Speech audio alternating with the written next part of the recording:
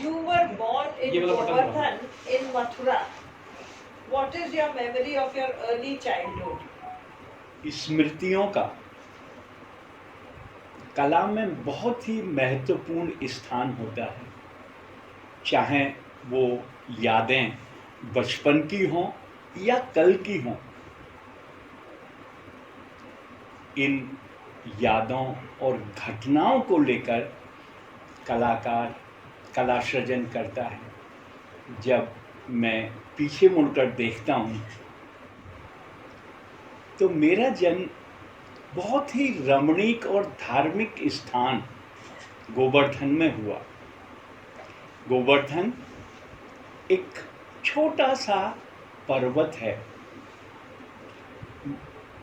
सुबह में उसकी पूजा आकृति निरपेक्ष एब्स्ट्रैक्ट फॉर्म में होती है और सायंकाल वही शिलाखंड कृष्ण स्वरूप में बदल जाता है। ये आकार और निराकार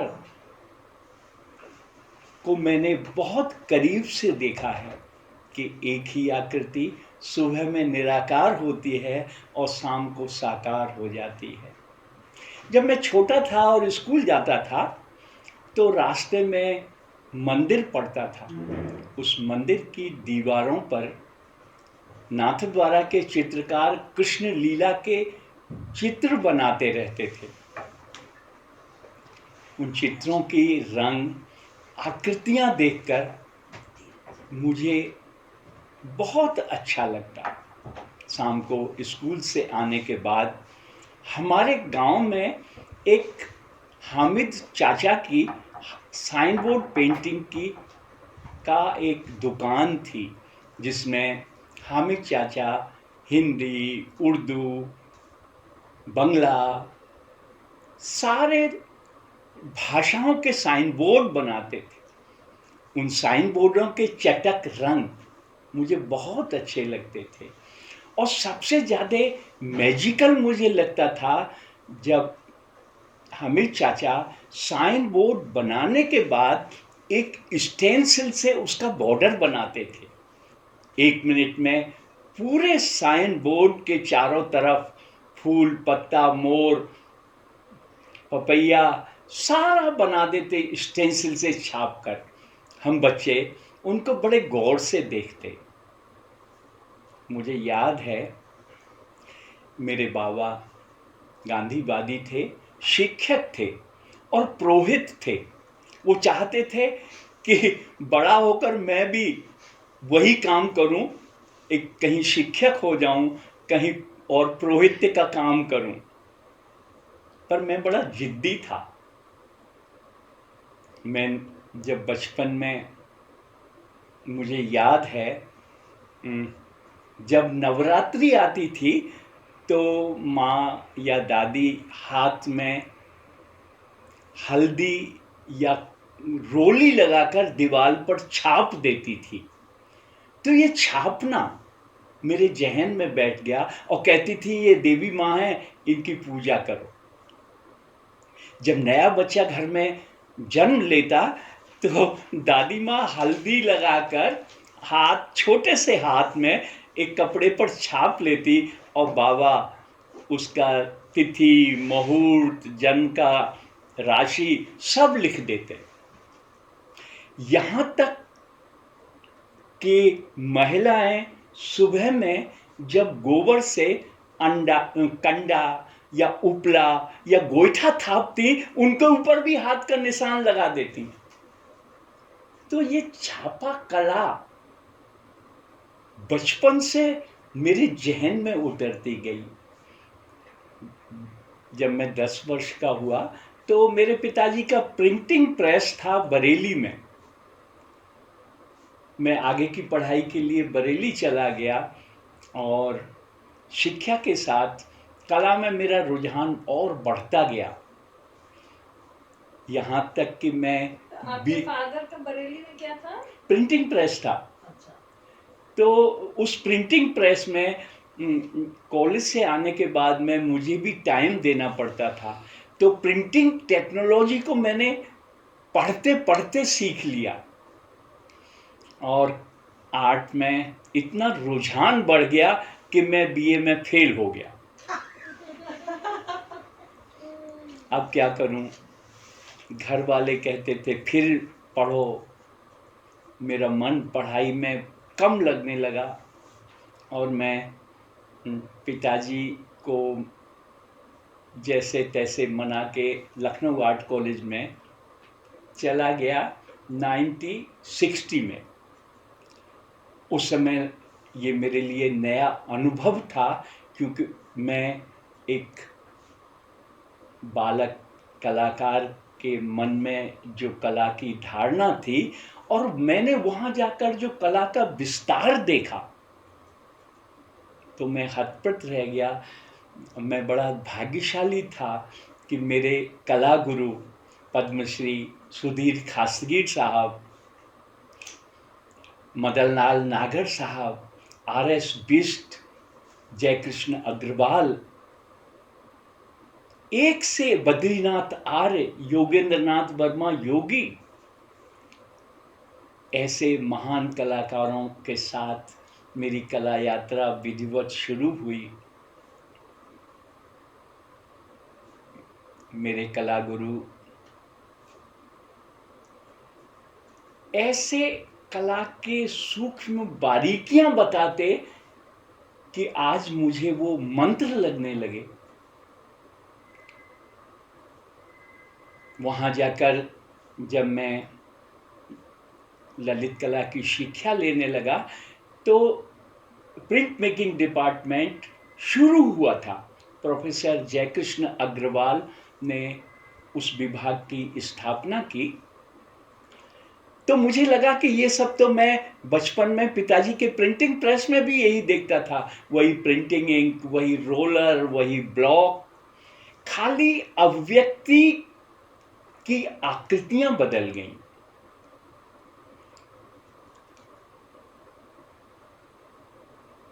मैंने बड़ा आनंद आता था वुडकट, लिनोकट, मतलब रिलीफ सरफेस प्रिंट करने में मुझे बड़ा आनंद आता था। उस समय मैंने लिथोग्राफी भी सीखी, एचिंग भी सीखी, पर न जाने क्यों मेरा सबसे ज़्यादा रुझान वुडकट, लिनोकट, मतलब रिलीफ सरफेस प्रिंट की तरफ बढ़ता गया। इतना बढ़ा कि जब मैं 5th ईयर में था तो मैंने अपना वन मैन शो किया। कैलकाटा की एक बहुत बड़ी फर्म थी, गेस्ट कीन विलियम्स, उसने पूरे देश के कला महाविद्यालय के आर्ट स्टूडेंट का एक कंपटीशन किया। ये सुखद संयोग था कि मेरा काम भी अवार्ड की लिस्ट में आ गया। उसका एक कैलेंडर बना जो आज भी मेरे पास है, 1966। इससे मुझे बड़ी आस्था मिली। और जब मैं पढ़ता था तो मुझे हरवंश राय बच्चन की मधुशाला मेरे हाथ लग गई। उसकी एक लाइन ने मेरा जीवन बदल दिया। राह पकड़ तू एक चला चल, पा जाएगा मधुशाला। मुझे नहीं पता मधुशाला कितनी दूर है, कहाँ है, पर मैं रिलीफ सरफेस प्रिंट में ऐसा डूबा कि पिछले 60 बरस से मैं निरंतर रिलीफ सरफेस प्रिंट को तरह तरह से बनाता रहा। अपने विद्यार्थियों को सिखाता रहा। जब वो लौट कर आते तो मैं उनसे पूछता कि प्रिंट मेकिंग में क्या डेवलप किया। तो वो बोलते कि सर क्या बोलें, स्टूडियो तो है ही नहीं, नौकरी लग गई है ऐसी जगह जहाँ प्रिंट मेकिंग को लोग जानते ही नहीं हैं, मटेरियल नहीं मिलता है। तो मुझे बड़ा कष्ट हुआ और लगा कि एक ना एक दिन ये जो स्टूडियो मैंने इस्टेब्लिश किया है college of art and craft Patna में, ये तो एक दिन मुझसे भी छूटना है। तो क्या मैं प्रिंट मेकिंग बंद कर दूंगा? तब मैंने छापा कला प्रिंट मेकिंग की हिस्ट्री को जानना शुरू किया। ये जो आज पूरे विश्व में जो प्रिंट मेकिंग या छापा कला दिखाई देती है, ये 15वीं शताब्दी के बाद का विकास है, जब प्रिंटिंग टेक्नोलॉजी सामने आई और आर्टिस्ट लोग उसके लिए ब्लॉक कार्व करते थे, इलिस्ट्रेशन कार्व करते थे। ड्यूरर, मुंच, पिकासो, ऐसे ऐसे लोग, महान कलाकार प्रिंट मेकिंग करते थे। पर भारत में उससे पहले भी प्रिंट मेकिंग थी, और ये बड़ा सुखद है कि ईसा से 2400 वर्ष पहले भारत में छापा कला की अवधारणा आने लगी थी। मोहनजोदड़ो, हड़प्पा की खुदाई में जो हमको मिट्टी के सील मिले हैं, उनके सांचे भी मिले हैं। मतलब एक सांचे से सील छापना और उनको पकाकर वस्तु विनिमय, एक्सचेंज का काम होता था। जब राजा अपना फरमान जारी करता था, उस पर एक राज आज्ञा लगाता था। सैनिक जब युद्ध में जाते थे तो अपने साथ अपने सम्राट या राजा का एक प्रतीक चिन्ह लेकर जाते थे, छापा हुआ। तो इस प्रकार छापा कला की अवधारणा भारत में शुरू से थी। भारत में छापा कला हमारे संस्कारों के साथ शुरू हुई। जैसा कि मैंने अभी आपको बताया, जन्म के समय, नवरात्रि के समय, हमारे दैनिक जीवन से जुड़कर छापा कला, भारतीय छापा कला का विकास हुआ। और अगर उसके बाद देखें तो बंगाल स्कूल में जब गोवा में पहला प्रिंटिंग प्रेस शुरू हुआ, फिर श्री रामपुर, हुगली, कटक, इसमें प्रिंटिंग प्रेस शुरू हुआ। जब समाज में प्रिंटिंग टेक्नोलॉजी का विकास हुआ तो बटनेचुरल ब्लॉक मेकिंग का भी विकास हुआ। इसकी उपयोगिता को ध्यान में रखकर हमारे जो सो कॉल्ड यूरोपियन स्टाइल में जो प्रिंट मेकिंग होता था, वो विषय आर्ट कॉलेज में पढ़ाया जाने लगा। क्योंकि कला के दो रूप हैं, एक अप्लाइड, एक क्रिएटिव। तो अप्लाइड थिंकिंग या थॉट के लिए उन्होंने कला महाविद्यालय में, उसको ग्राफिक डिपार्टमेंट कहते थे, प्रिंट मेकिंग तो अब कहने लगे, वो व्यवहारिकता से जोड़कर कला महाविद्यालयों में प्रिंटिंग मतलब ग्राफिक डिपार्टमेंट की स्थापना हुई। और इतिहास साक्षी है, नंदलाल बोस इंडिजीनियस प्रोसेस से प्रिंट निकालते थे, तब मशीन कहाँ थी। हरिंदास के टाइम में मशीन आ गई थी। शांति निकेतन में इंडिजीनियस प्रोसेस से, जिसमें हमारे देश के महान मूर्तिकार राम किंकरदा प्रिंट निकाले, उन्होंने भी प्रिंट निकाले। और इस प्रकार एक परंपरा शुरू हुई इंडिजीनियस प्रिंट मेकिंग की। ये जो लिनोकट है गांधी का बापू, जो जगत प्रसिद्ध है नंदलाल बोस का, वो इंडिजीनियस प्रोसेस से छपा है। तो मैंने इंडिजीनियस प्रोसेस को अपनाकर रिलीफ सरफेस मीडियम में इतने तरह से काम किया कि और मुझे आज 60 बरस काम करने के बाद भी ऐसा लगता है कि मैं अभी और संभावनाएं हैं। इंडिजीनियस प्रोसेस वो प्रोसेस है जो इको फ्रेंडली मटेरियल के साथ डेवलप होता है, जिसमें कोई केमिकल का इस्तेमाल हम नहीं करते, और उसका आनंद वही आनंद है जो खादी के बने हुए कपड़े का है। वो जो टेक्सचर का आनंद है खादी का, वही हाथ से छपे हुए छापा चित्रों का आनंद है। और जो मशीन से जो प्रिंट निकलते हैं, उसका आनंद एक मशीन से बने हुए कपड़े की तरह है। अगर हम प्रिंट मेकिंग के इतिहास पर और नजर डालें तो बड़ा आश्चर्य होता है कि प्रिंट मेकिंग बिहार से प्रारंभ हुआ। बिहार से भी प्रिंट मेकिंग का करीबी रिश्ता रहा। Prince of Wales Museum London में 2 कपड़े, छपे हुए कपड़े प्रदर्शित हैं।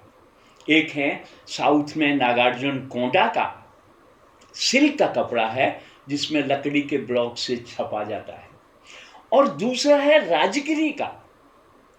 और उन छपे हुए कपड़ों को राजा, महाराजा, हमारे धनाढ्य लोग, पहले छपे हुए कपड़ों की परंपरा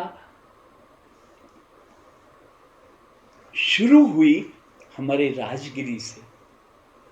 ये इतिहास साक्षी है। वहाँ के कपड़े आज भी प्रिंस ऑफ वेल्स म्यूजियम में हैं, क्योंकि छापा कला का व्यवहारिक रूप डेवलप किया। तो सबसे पहले टेक्सटाइल प्रिंटिंग हुआ, और आप देखते होंगे आज से 50 बरस पहले तक देखें, स्वतंत्रता से पहले तक, तो गांव में महिलाएं हाथ लकड़ी के ब्लॉक से छपी हुई साड़ियां पहनती थीं। बंगाल से बन के आते थे ब्लॉक, और स्थानीय लोग उनको छापते थे। रजाई के पल्ला, चादर, ये जो छपाई परंपरा है, ये व्यवहारिक रूप में शुरू हुई।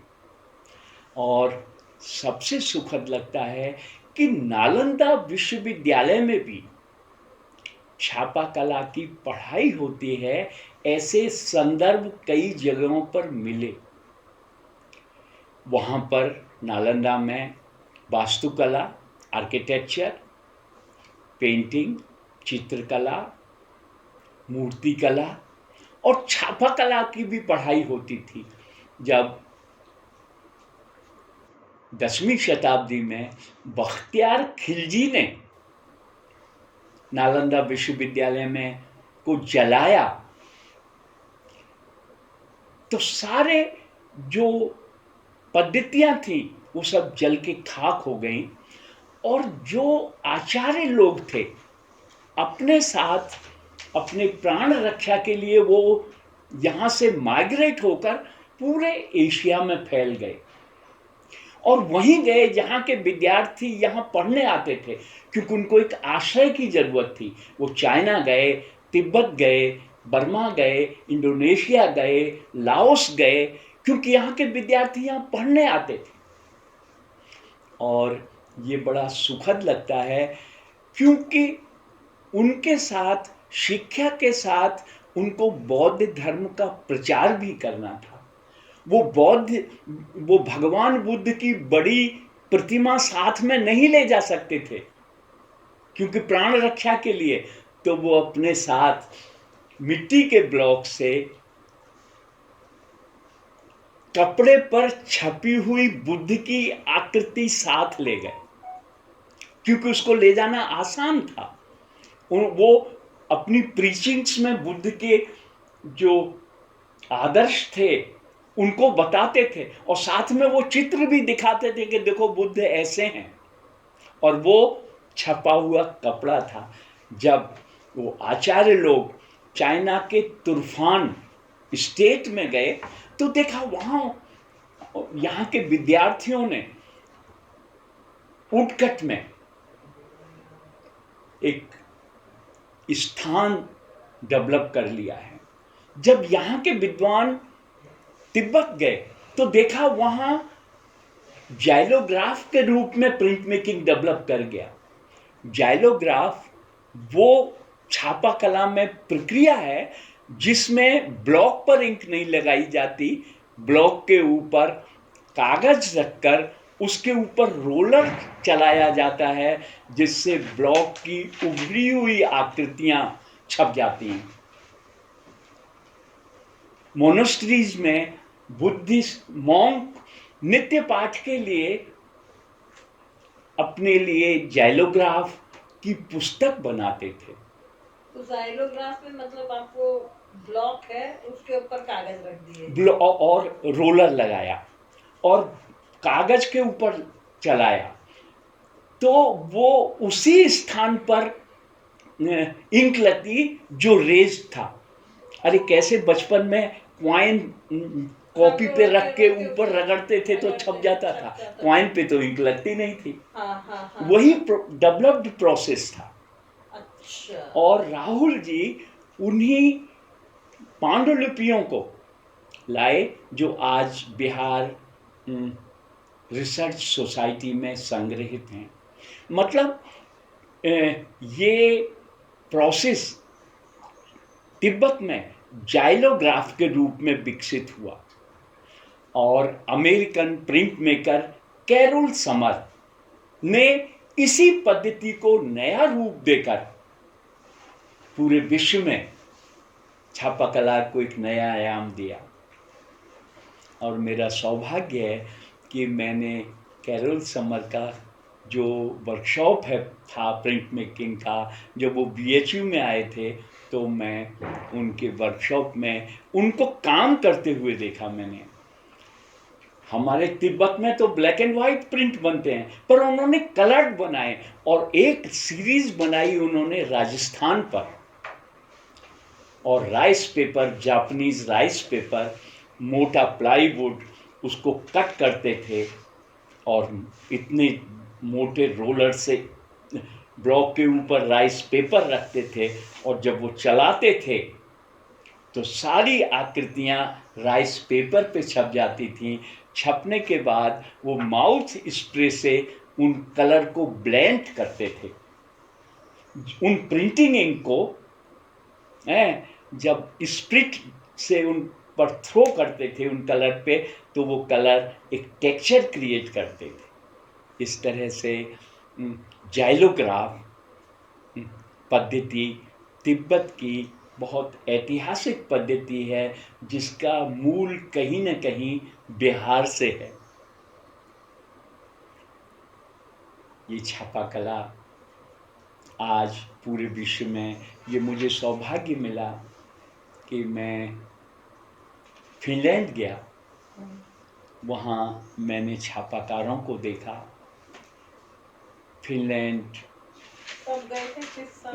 मैं 91 में गया। मैंने देखा कि वहाँ छापाकार कितनी शिद्दत के साथ काम करते हैं। मैं घूमने नहीं जाता हूँ, मैं सीखने गया। मैं ललित कला एकेडमी के एक प्रोजेक्ट को लेके गया था, तो मैं वहाँ खाली टाइम में उनका वर्किंग प्रोसेस देखता था, उनका थिंकिंग प्रोसेस क्या होता है रिगार्डिंग कंसेप्ट। वो कैसे कंसेप्ट को समाज से लाते हैं और उनको आर्ट फॉर्म में कन्वर्ट करते हैं। मैं बेलग्रेड गया, यूगोस्लाविया, वहाँ प्रिंट मेकिंग यूनिवर्सिटी देखी। बेलग्रेड में मतलब सो कॉल्ड आज का सर्बिया कंट्री है, पहले यूगोस्लाविया था, अब कई कंट्री बन गए। उसमें सर्बिया, उसकी कैपिटल बेलग्रेड में मैं था। वहाँ देखा मैंने 3 बार अमेरिका की कला यात्राएं की। वहाँ की लकड़ियों, वहाँ लकड़ी के घर होते हैं और वो 100 साल पुरानी लकड़ी को जब मैंने छापा, और मैं यहाँ इंडिया से सिल्क ले गया था, कॉटन ले गया था, तो बड़े बड़े स्क्रॉल्स मैंने, जैसे चाइनीज स्क्रॉल्स होते हैं, मैंने उन लकड़ियों को स्क्रॉल फॉर्म में सामने लाया। उन अमेरिकन लकड़ियों को इंडियन प्रोसेस से जब मैंने छापा तो एक अलग तरह का अनुभव हुआ।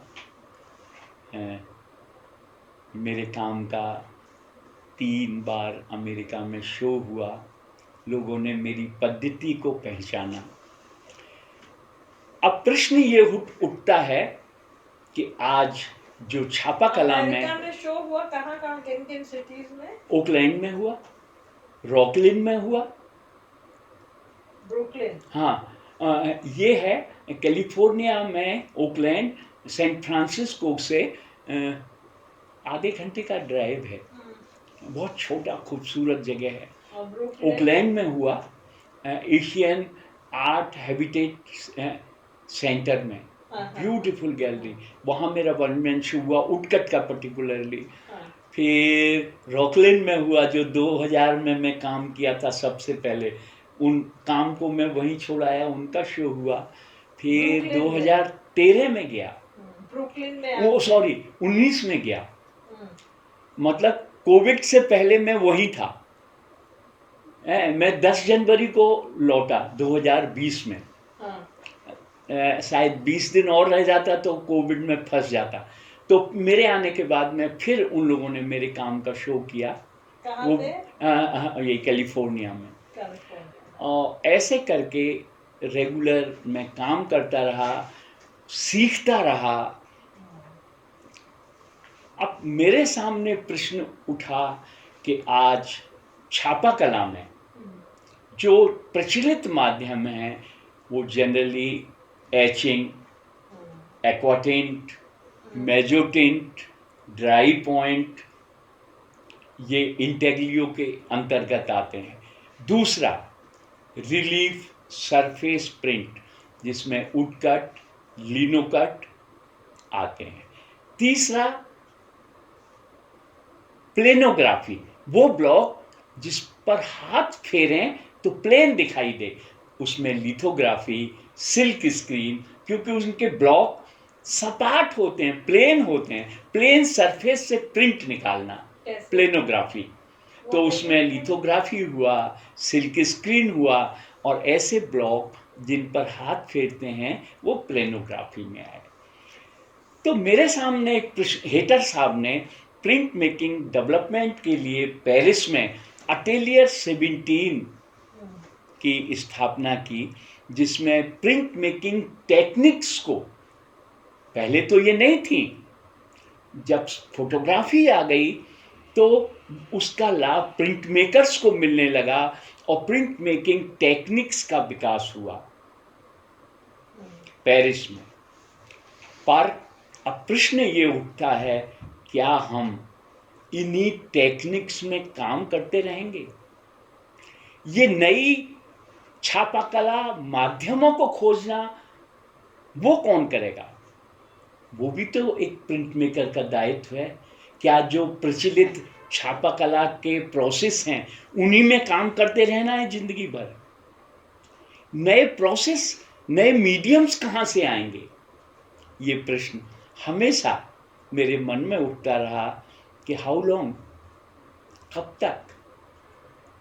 तो उसके लिए, क्योंकि मैं इंडिजीनियस टेक्निक में काम करता था, इको फ्रेंडली मटेरियल में काम करता था, तो मैंने मिट्टी के बड़े बड़े स्लैब्स बनाए और नेचर ने उन स्लैब्स पर एक टेक्सचर बना दिया क्रैक्स का। अगर मिट्टी की प्लेट बनाए और 10 दिन छोड़ दें तो मिट्टी की में नेचर क्रैक्स पैदा कर देगी। उन क्रैक्स को मैंने एक्सप्लोर किया अपने प्रिंट में। तो वो सस्ता भी था, इतना बड़ा, अगर हम जिंक प्लेट लेते हैं तो 1000 रुपए का तो जिंक प्लेट, उसके बाद उसमें एसिड मटेरियल, मतलब बहुत ही महंगा माध्यम है प्रिंट मेकिंग। मेहनत भी चाहता है और पैसा भी चाहता है। और भारतीय इंडियन प्रिंट मेकर्स के लिए मैंने, फॉर बीइंग ए टीचर, मैंने मिट्टी के स्लैब से प्रिंट निकाले और उनका प्लेजर मैंने प्रिंट में लिया। और वो वही प्लेजर था क्या बोलूं, जो आप एचिंग में, एक्वा में लेते हैं, वही प्लेजर, वही टोन्स, टेक्निक डेवलप की। और आज मैं वर्कशॉप लेता हूँ उनके। मैंने कुरुक्षेत्र में यूनिवर्सिटी में एक अच्छे नए युवा प्रिंट मेकर्स सामने आए, हमारे बिहार में सामने आए। मतलब ये एक टेक्निक हुई मिट्टी के ब्लॉक से। ऐसे ही मैंने इंडिजीनियस मटेरियल को काम करना शुरू किया। मैंने पीओपी के स्लैब्स बनाकर उन पर आकृतियां उकेर कर उनसे प्रिंट लेना शुरू किया, और मैं उस फ्लैट आकृति ब्लॉक से डायमेंशन क्रिएट करने लगा। स्लैब तो फ्लैट है, उस पर इंक लगा, उससे मैंने डायमेंशन क्रिएट किए प्रयोग करके। मैंने अभी जो कर रहा हूं वो कर रहा हूं सनबोर्ड। सनबोर्ड पर मैं ब्लॉग बनाकर, क्योंकि सस्ता मीडियम मुझे चाहिए इंडियन प्रिंट मेकर्स के लिए, उसको मैं कार्व करता हूँ, और जगह जगह जब मैं उसको बर्न करता हूँ, तो जहाँ बर्न करता हूँ वहाँ एक बहुत ही खूबसूरत टेक्सचर सनबोर्ड में बन जाता है। उसको एक्सप्लोर करता हूँ। मतलब मैंने काम के साथ टेक्निक्स में भी एक्सपेरिमेंट किए हैं।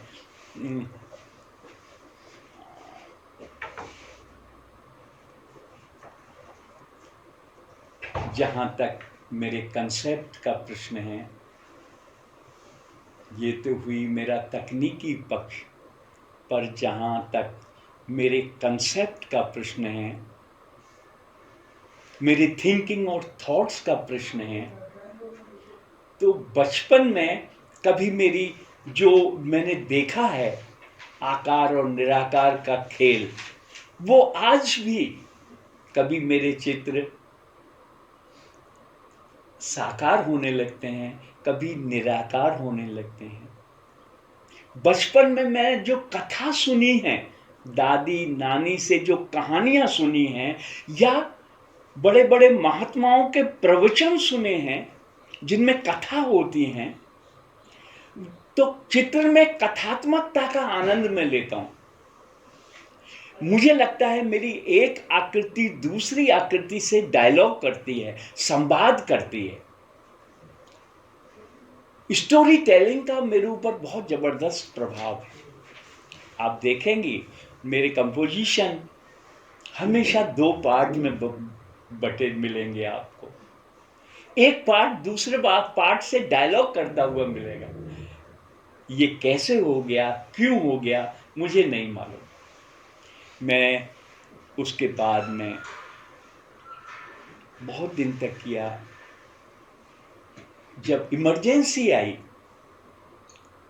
उस वातावरण में धीरे धीरे मेरी आकृतियों में सटायर आने लगा, ह्यूमर आने लगा, बिट आने लगा। मैंने कबीर की तरह स्थूल आकृतियों को रखकर एक सूक्ष्म प्रभाव पैदा करने का प्रयास किया। जैसे इंटेलेक्चुअल आउल, एक सांप है उटकट से छपा हुआ, और एक रेड एप्पल की तरफ वो बढ़ रहा है। Intellectual owl, innocent snake, Apple, sleeping God, इस तरह से एक सैटेरिकल सीरीज करीब 20-25 प्रिंट की मैंने बनाई, और मुझे प्रसन्नता है उस पर मुझे नेशनल इंटरनेशनल अवार्ड मिले। मेरी आस्था को बल मिला, और समय के साथ वो आकृतियां कहाँ विलीन हो गईं, और मैं धीरे धीरे उम्र के अनुसार चित्रों में रंगों को भूलने लगा, रंगों से विमुक्त होने लगा। रंगों का जो आकर्षण है उसके प्रति जो मुझे एक लगाव था, जैसे आध्यात्म में निवृत्ति का है कि जैसे जैसे उम्र बढ़े वैसे वैसे अभिमान की निवृत्ति, यश की निवृत्ति, जो कामना है, तो रंग की जो कामना, जो इच्छा है, धीरे धीरे कहाँ विलीन हो गई। अब मैं खाली ब्लैक एंड व्हाइट में करता हूँ। काले मतलब डेलिबरेटली आपने किया कि रंग छोड़ अब दिया अपने क्या? आप हो गया, कुछ नहीं जाने क्यों हो गया।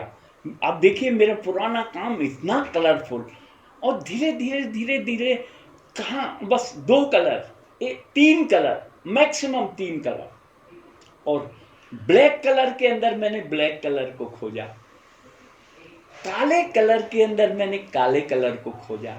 मेरे लिए काला कलर कभी भी नेगेटिव फीलिंग नहीं पैदा करता है। मेरा काला कलर में एक बोल्डनेस है, एक रहस्य है, एक एक डिटर्मिनेशन है। मेरे लिए काला रंग बहुत ही सकारात्मक ऊर्जा से भरा हुआ है, मेरा काला रंग। और उस काले रंग में मैंने संभावनाओं को खोजा, और धीरे धीरे मेरी आकृतियां स्थूल से सूक्ष्म होने लगी। और अब कहाँ गए आदमी औरत जो प्रकृति के करीब थे, अब वो मेरे करीब हो गए। अब मेरी आकृतियां हैं, मेरी चिड़िया है। और मैं क्या बोलूं, जब ये कोविड शुरू हुआ तो मुझे अजीब अनुभव हुआ जो पहले नहीं हुआ था। मुझे चिड़ियों के अलग अलग ध्वनियां सुनाई देने लगी अपने गार्डन में। ऐसे रंग बिरंगी चिड़ियों को मैं देखता था खेलते हुए, लड़ते हुए, क्योंकि लॉकडाउन में सारा पॉल्यूशन खत्म हो गया था, कोई साउंड पॉल्यूशन नहीं था, लोग घर से नहीं निकलते थे। उस समय चिड़ियों की आवाज जो विलुप्त हो चुकी थी वो सुनाई देने लगी। शायद आप लोगों ने भी अनुभव किया होगा। तो मेरे छोटे से टेरेस गार्डन में मैं देखता था कि वो चिड़िया मुझे जीवन में कभी नहीं दिखाई दी, वो मेरे छोटे से टेरेस गार्डन में कुछ दानों के लिए लड़ती थी, प्यार करती थी, खुदकती थी, पानी पीती थी, और मैं उनको देखकर लगता था कि ये इनका समाज ठीक हमारे समाज की तरह है। किस तरह से ये प्यार करती हैं, किस तरह से लड़ती हैं, किस तरह से उड़ जाती हैं। मैं उनको देखता था, और न जाने कैसे वो चिड़ियों का आनंद मैं प्रिंट में लेने, पहले तो पेंटिंग में लेने लगा, क्योंकि मेरे पास मटेरियल ख़त्म हो गया था, कागज़ ख़त्म हो गया था। अब मैं क्या करूं, घर से नहीं जाऊं, दिल्ली जाना तो बहुत दूर, मैं और बैठ नहीं सकता था, मेरी आदत है। तो मैं पुराने कैनवसों को लेके नए कैनवस बना दिए, उन पर ही रीपेंट करता रहा। फिर मेरे एक स्टूडेंट है बॉम्बे में, अंबानी के यहाँ उसका एक वर्क है 4 करोड़ का, उनके नया जो घर बना है उनके यहाँ है, बॉम्बे में है, बहुत बड़ा नाम है, संजय कुमार। अच्छा। ताओ आर्ट गैलरी उसका डील करती है बॉम्बे में। तो उसका फ़ोन आया, सर कैसे हैं? मैंने कहा यार क्या कर रहे हैं? मैंने कहा कर क्या रहा हूँ, मटेरियल ख़त्म हो गया, पेंटिंग कर रहा हूँ, अब सारे काम भी रीपेंट कर दिए, सब पे चिड़िया बन गई। हाँ तो आप लगता है आपके पास पेपर नहीं है। कहाँ यार मेरे पास पेपर नहीं है, रुकिए मैं आपको भिजवाता हूँ। क्या बोलूँ, उसने 50 शीट उसके सैमसंग के बढ़िया जीएसएम के, भाई साहब एक कोरियर आया इतना बड़ा, अब मैं मालामाल हो गया। और उस पर फिर मैंने दिल खोल के मैं 2 प्रिंट से ज़्यादा नहीं निकालता हूँ। मैं एडिशन प्रिंट पे बहुत विश्वास नहीं करता हूँ। प्रिंट में 2 धारा हैं, एक एडिशनल प्रिंट और एक प्रिंट आर्ट। ऐसे प्रिंट जिसमें प्रिंटिंग का फ्लेवर हो, एडिशन से कोई मतलब नहीं है। तो मेरे धीरे धीरे प्रिंट आर्ट की तरफ बढ़ते गए और मैंने उन 50 कागज़ों पे 25-20 कुछ हिलुल गए। ऐसे करके मैंने 25 प्रिंट का एक लंबा सीरीज़ बनाया और उसका शो अभी बिहार म्यूजियम में जुलाई में 11 जुलाई से है। एनीवे, तो उस तरह से मैंने ब्लैक एंड वाइट, उसके बाद फिर विचारणीय प्रश्न है, तो ये क्योंकि 25 प्रिंट जो आपने हैं? बनाए, जो 25 प्रिंट आपने बनाए, सब ब्लैक एंड व्हाइट? सब ब्लैक एंड व्हाइट। एक दो कलर, कहीं रेड, कहीं ग्रे, एक दो कलर सपोर्टिंग कलर यूज कर देता हूँ और उसमें डायमेंशन पैदा किए। वो सनबोर्ड से थे तो कहीं टेक्सचर पैदा किए जो न लकड़ी में मिलते हैं न मिट्टी में मिलते हैं, वो अपने तरह के टेक्सचर हैं। एनीवे, वो किया। अब देखिए कैसे समय और परिस्थितियों के अनुसार कलाकार की आकृतियां जब बहुत 25-30 बड़े काम कर लिए, फिर एक कि हाउ लॉन्ग, कब तक करोगे, ये तो हो गया, जो अंदर था वो हो गया, कि जिंदगी भर यही करना है। फिर मैंने वाइट इन वाइट करना शुरू किया, सफेद में सफेद को खोजना। पहले ब्लैक में ब्लैक को खोजा, फिर मैंने सफेद में सफेद को खोजा। और क्या बोलूं, अभी बढ़िया हैंडमेड पेपर मुझे मिल गया पांचेरी का। पांचेरी में हैंडमेड पेपर बनते हैं, वहाँ से मेरे एक मित्र ने हैंडमेड पेपर भेजे, साइज तो छोटे हैं। उस पर मैंने रेस्ट हाथ से विदाउट मशीन एम्बॉस किए। उसके प्रिंट मेरे पास हैं अभी सीडी में, अगर आप चाहें तो दिखाऊंगा। वो मैंने किया है। हाँ, मेरे पास सीडी है, मैं आपको दिखाऊंगा पूरा डे। उसके बाद में मैंने अभी वही करके खत्म करके, तब तक यहाँ का बुलाहट आ गई। एक दफे काम छूटने के बाद फिर से काम करने में ठीक वही स्टेमिना लगता है जैसे एक रेस, एक दौड़ने वाले, एक स्पोर्टमैन को फिर बॉडी वार्म करना पड़ता है दौड़ने से पहले या खेलने से पहले। तो मैं अभी बंद करके यहाँ चला आया। Light on white. हाँ, फिर एक मोनोग्राफ छप रहा है, उसका प्रूफ लिया है, अलका पांडे जी लिख रही हैं मोनोग्राफ, इंडिजीनियस प्रोसेस के ऊपर, प्रोसेस के ऊपर नहीं, इंडिजिनस मतलब print maker, print making of Shyam Sharma, कुछ ऐसे है, एक है। तो उनका प्रूफ देखा। वो अगले साल मेरा इंडिया हैबिटेट सेंटर में, क्या बताऊं, पहले से कहने से डर लगता है क्योंकि कहता हूं वो हो नहीं पाता है पर वो एक प्लान कर रही हैं। आज मीटिंग भी हो गई, तो वो नवंबर 2023 में करेंगी एक उत्सव, इंडिजीनियस फेस्टिवल, उसमें बिहार का चैता भी होगा। हाँ, और मतलब लोक संस्कृति की तरह, क्योंकि मेरे प्रिंट का मेरी आकृतियां मोस्ट मॉडर्न है, कंटेम्प्रेरी, पर प्रोसेस मेरा वही है। और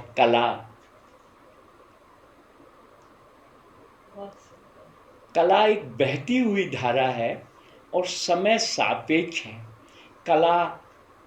कलाकार हमेशा समय के साथ चलता है और वो एक प्रिंट मेकर प्रिंट मेकिंग की सीमाओं में रहकर सीमाओं का अतिक्रमण करता है, एक लिमिटेशन में रहकर उस लिमिटेशन को तोड़ता है और समाज को नया कुछ देता है। ऐसा मुझे लगता है। मुझे नहीं मालूम मैं कहाँ तक ठीक हूँ, मैं कहाँ तक गलत हूँ, पर जीवन का आनंद ले रहा हूँ और ईश्वर की बड़ी कृपा है। जो आप जैसे अच्छे लोग मिल जाते हैं, अब बताइए, कहाँ पटना, कहाँ अलका पांडे हैबिटेट सेंटर की डायरेक्टर, उन्होंने क्या देखा मेरे काम में मुझे नहीं मालूम, मैं आपका शो करूँगी। अरे मैंने कहा कि लाखों रुपए खर्चा होते हैं, मेरे पास तो पैसा भी नहीं है, प्रिंट तो ऐसे भी नहीं बिकते हैं। अरे नहीं नहीं, आप फिक्र मत करिए, मैं तो उन्होंने जुगाड़ उगाड़ करके कोई गैलरी, कोई लोग तैयार कर लिए, आज उसकी मीटिंग हो गई। फिर बिहार म्यूजियम ने इनवाइट कर लिया एक रेट्रोस्पेक्टिव के लिए, तो मेरे पहले दिन का प्रिंट जो गैस्किन विलियम्स ने छापा कैलेंडर, वो भी है मेरे पास। तो ऐसे करके, कैसे करके मैंने रेंडर किया अपने आप को और यहाँ तक पहुँचा। तो ये सारे इमेजेस हैं हाँ मेरे पास हैं, और संयोग से मैं तो झाजी से बोला, मैंने कहा कि भाई मेरा वर्क तो आपको देखने को मिलेगा नहीं, बोल तो दिया मैंने, इमेज में करता क्या हूँ वो भी तो आपको जानना चाहिए, तो उसके लिए मैं पेन ड्राइव ले आया। तो आप चाहें तो लोड कर लें, हाँ, लोड आप कर चाहें तो दीजिएगा। कोई प्रोजेक्ट